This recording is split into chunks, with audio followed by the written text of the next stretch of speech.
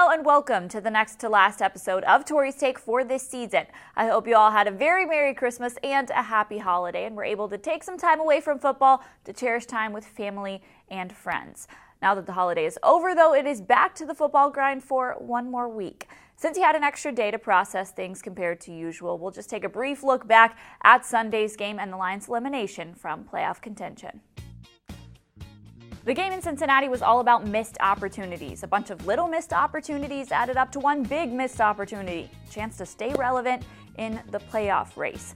In the second quarter, a Quandre Diggs interception was followed up by a 3-and-out by the Lions offense. Then there was the drop touchdown to Kenny Golladay that forced them to settle for a field goal. After that, another drop on 3rd and 2 that forced a field goal attempt that was no good. Then, after taking the lead in the fourth quarter, a final collapse. This is usually when we'd see the Lions do their best work, but it just wasn't there on Sunday. Penalty after penalty killed drives, and those fourth quarter heroics we're used to seeing lay dormant.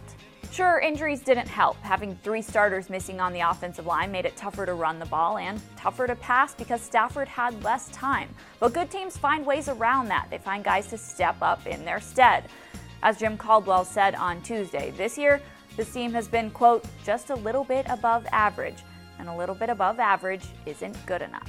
But the show must go on. Many would dub Sunday's game against the Packers meaningless because playoffs are out of the question, but Caldwell will not go there. He says he expects no change in attitude from his players this week. I asked Darius Slay how they keep the focus in the face of being eliminated, and, well, I'll just let him say it.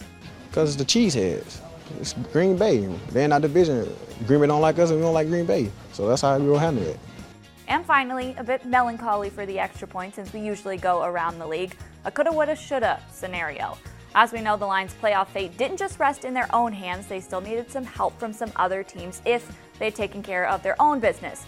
Well, as it turned out, the Saints ended up beating the Falcons on Sunday, which is what the Lions would have needed if they had won their own game. But they did not, and alas, the assist from the Saints mattered not. All right, guys, I'll see you next week for one more for the season, that is. I'm sure we'll have much more to talk about in the offseason. For DetroitLions.com, I'm Tori Petrie.